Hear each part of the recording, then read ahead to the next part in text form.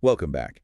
Today we're diving into Public Opinion by Walter Lippmann. It was published way back in 1921, 1921. but it's still so relevant, especially in our modern world of information overload. Right, it really is. It's a prescient work, I think. Lippmann really dissects how we form opinions about the world, especially when it comes to matters beyond our direct experience. Yeah. You know, those things we don't see or experience ourselves. Yeah, definitely. And he uses that, the allegory of the cave Oh, from yes. Plato's Republic Right. to illustrate this point, right? Exactly. It's such a powerful image. He argues that we're all essentially prisoners in our own little caves, only perceiving shadows of reality instead of reality itself. Our understanding is limited Right. by our own experiences. By our biases. Our biases, exactly. And, of course, the information we receive. It's almost like we're not always seeing the full picture, but rather a version of it filtered through these different lenses. Precisely. And Lippmann really delves into all the factors that contribute to this filtering, things like censorship, the limits of social contact, and the rapid spread of information, which can often lead to distortion. And so this leads him to the concept of stereotypes, right? Exactly. He describes stereotypes as these simplified mental images Okay. that help us navigate the world's complexities. So they're not inherently negative then, like how we often think of them today. No, not necessarily. They actually serve an important function. You could think of them as mental shortcuts. Right. They allow us to make quick judgments without having to process every little detail. That's interesting. But I imagine there's a downside to this too, right? Of course, Yeah. there's always a flip side. The danger is that these stereotypes can become very rigid Okay. and resistant to change, even when we're confronted with evidence that contradicts them. Oh, yeah, that makes sense. Mhm. We see this all the time, don't we? People clinging to beliefs even when they're presented with facts that disprove them. Absolutely. Yeah. And Lippmann argues that this reliance on stereotypes is a major factor in shaping public opinion, especially during times of crisis or conflict. And he uses World War I as a prime example, right? To examine how both sides use propaganda Propaganda. to manipulate how the public perceived things. His analysis of the French and German propaganda machines is really insightful. Yeah. He shows how they distorted information about casualties, atrocities, even military victories. To maintain morale and demonize the enemy. Exactly. You know, one specific example that really stuck with me was how the French downplayed their losses at Verdun Oh, yes. while exaggerating German casualties. A classic case of information control. It clearly shows how shaping the narrative can influence public perception of events. It creates a story that might not align with reality at all. Yeah, wow. But Lippmann doesn't just stop at wartime propaganda, does he? No, not at all. He examines how social class influences our access to information. And shapes our views. He argues that social sets act as filters, determining which information is considered credible, and even influencing how we see other social groups. So our social circles actually impact how we see the world, even beyond just times of conflict. Yes. And he suggests that those in higher social strata, they might have access to a wider range of information and Right. perspectives. Leading to potentially more nuanced views. Potentially, yes. But even those in positions of power, they're still subject to their own biases, right? Of course. Lippmann highlights this with his example of the social set of social leaders. Right. He really emphasizes that no one is immune to the forces that shape our understanding of the world. We're all susceptible. That's a really good point. And then Lippmann also delves into the role of time and attention, doesn't he? Yes. How that affects our understanding of public affairs.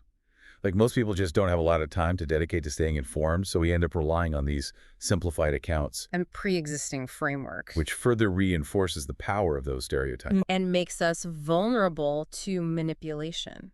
It really raises a critical question, though.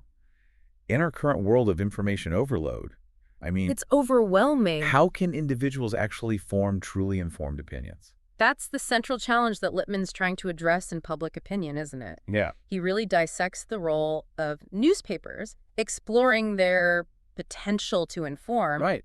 but also their vulnerability to manipulation. I was particularly struck by his critique of newspapers' tendency to prioritize sensationalism and drama. Over accuracy and depth. Exactly. He argues that this sensationalism, it actually contributes to the public's reliance on stereotypes. And simplistic narratives. Right, hindering their ability to really grasp complex issues. So even sources that are meant to inform can actually perpetuate the problem. They can, yes. That's a sobering thought. It is, and Lippmann goes even further. He argues that language itself can be a barrier to understanding. What does he mean by that? Well, he points out that language relies on these pre-existing categories and meanings, right? And these can actually distort our comprehension, especially when we're dealing with these abstract political concepts. Like freedom or justice. Exactly. So the very tools we use to communicate can be fraught with limitations. Precisely.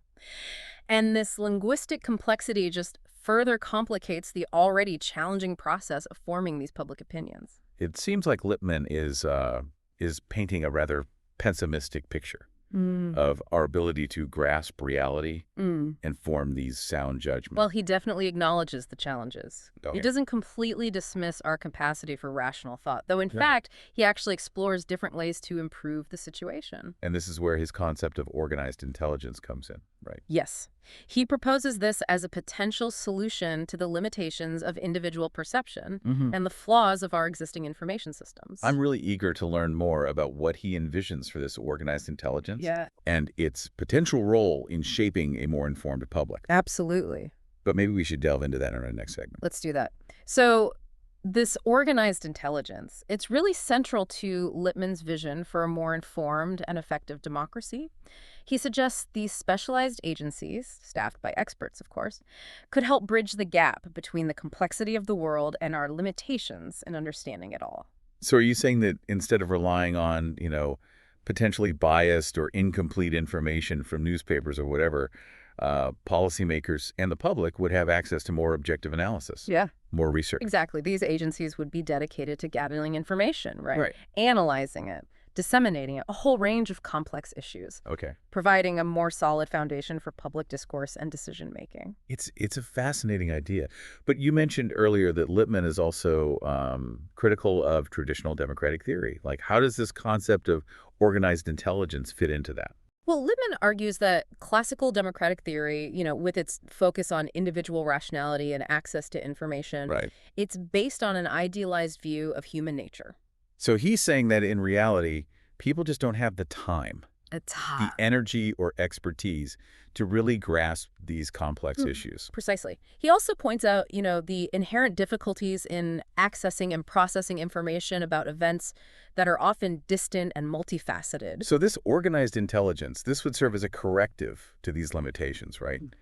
Like, it could give citizens the information they need to participate more effectively in democracy. That's the idea. However, Lippmann acknowledges that such a system wouldn't be without its challenges, of course. Sure. He really stresses how important it is to safeguard these agencies' independence and objectivity. How could that be accomplished? Well, Lippmann suggests these agencies would need to be shielded from political pressure. Staffed by professionals who were committed to, rigorous standards. To evidence and analysis. Wow. Exactly. Transparency is also crucial. Their methods and findings, everything should be open to public scrutiny. So essentially creating a system that's both expert-driven and accountable to the public. Exactly. It's a delicate balance. It is. But Lippmann believes it's essential for organized intelligence to function effectively and maintain public trust. It's so fascinating how Lippmann just grapples with these really fundamental questions about the nature of knowledge and expertise and democratic governance. His insights are remarkable, I think. They remain incredibly relevant today. They do. Especially as we navigate a world that just seems to get more and more complex. More and more information overload. Exactly. Before we move on to how Lippmann sees these intelligence agencies actually functioning, I wanted to touch on another point he raises, the role of leaders Eaters. in shaping public opinion. Oh, yes. Lippmann argues that leaders, they have a significant advantage in controlling access to information and framing the terms of debate, of public debate. So can you elaborate on that a bit? Well, he points out that leaders often use symbols and slogans, emotional appeals, to sway public opinion. Sometimes even when those appeals oversimplify or distort really complex issues. So even in a democratic society, there's this potential for manipulation. Yes, definitely. And Lippmann emphasizes how important it is that citizens are aware of these tactics, that they critically evaluate the messages that they're getting from leaders. It seems like he's particularly concerned about the use of propaganda, especially during times of war or crisis. He provides a very detailed analysis of how propaganda can be used to demonize enemies, rally public support, suppress dissent. You mentioned earlier how the French manipulated casualty figures during World War I. Does Lippmann discuss any other examples of this kind of propaganda? He cites tons of examples, really, from both World War I and earlier conflicts, showing how governments have historically used propaganda to shape public perception to advance their agendas. It seems like a recurring theme in his work is this tension between the need for informed public opinion on the one hand. And all the various forces that can distort or manipulate that opinion on the other. Right. And it's like he sees organized intelligence as this potential tool to mitigate this tension by providing a more objective and reliable source of information. It's an interesting thought to consider how Lippmann's ideas might apply to our current media landscape, isn't it? I mean, think about it. We have even more information sources now. We do. Many of which are driven by, partisan agendas or commercial interests. Lippmann's critique of newspapers' focus on sensationalism And their susceptibility to manipulation. is certainly relevant today. It is. You can easily see parallels with social media, the spread of misinformation online. Exactly. His insights into the ways information can be filtered Distorted. and used to shape perception, they remain incredibly prescient. So while the forms of media have, evolved and changed, the underlying challenges he identifies are still with us. Very much so. Understanding Lippmann's analysis of these challenges can actually help us to be more critical consumers of information, Right. more informed participants in the democratic process. Before we delve further into Lippmann's proposed solutions, Okay. I'd like to explore one more point he raises, this concept of the transfer of interest. Could you explain what he means by that? Sure. He uses this term to describe how our own personal interests, shaped by our individual experiences and social context, become connected to these broader political issues. So it's about how we come to care about issues that go beyond our immediate lives. Yes. He argues that this transfer of interest is often mediated by symbols and slogans, that evoke strong emotions, but may not actually reflect the complexities of the issues. Can you give an example? Think about a political campaign. Complex policy debates Right. reduced to these simplistic slogans or emotional appeals that, tap into anxieties or prejudices. So rather than engaging with the nuances of the policies, voters are swayed by emotional appeals that maybe don't fully address the issues. Exactly. And Lippmann argues that this type of manipulation, it can be incredibly effective in mobilizing support, but it can also really hinder genuine understanding. And informed decision-making. Yes. He seems to be warning against oversimplification and emotional appeals in political discourse. He is. And he sees organized intelligence as a potential way to address this, by providing a more balanced and nuanced understanding of these complex issues. So by providing access to more reliable information, by fostering critical thinking, this organized intelligence could help to counteract those manipulative tendencies that Lippmann identifies. That's his hope. He believes that a more informed public would be less susceptible to this kind of emotional manipulation. And more capable of making sound judgments. Exactly. It's a compelling vision. But as we've been discussing, he acknowledges the practical challenges of implementing this kind of system. He does. And he spends a considerable amount of time exploring those challenges, outlining potential solutions. Maybe we can delve into those practical considerations in our next segment. Okay, so we've talked about Lippmann's idea of organized intelligence, this potential solution to the challenges of forming informed public opinion in this complex world. But how does he see these agencies actually working, in practice? Well, he suggests they would operate as specialized research units within the government, staffed by experts, obviously, trained to gather information, analyze it, synthesize it, Okay. all that. So essentially they'd be providing policymakers with a more neutral understanding. Well, evidence-based. Evidence-based, yeah. Yeah. Understanding the issues instead of relying on potentially biased information from, lobbyists or interest groups or whatever. Exactly. Their role wouldn't be to advocate for any particular solution, Okay. but rather to illuminate the complexities Of the issue Okay. and to present policymakers with the facts. the trends, the potential consequences. It sounds like a huge undertaking. It would be. How does Lippmann address the potential for these agencies themselves to become, politicized? He emphasizes the importance of safeguards, structural safeguards, to Yeah. ensure their independence and objectivity. So transparency would be key. Absolutely. He argues that their methods, their findings, everything should be open to public scrutiny, Okay. allowing for challenge and debate. Right. This transparency, it's essential for maintaining that public trust. So Lippmann really focuses on the role of organized intelligence in government. But could this concept be applied to other parts of society as well? Definitely. I mean, a lot of organizations already have internal research and analysis departments that do similar things. Right. But Lippmann's vision goes beyond just gathering data, you see.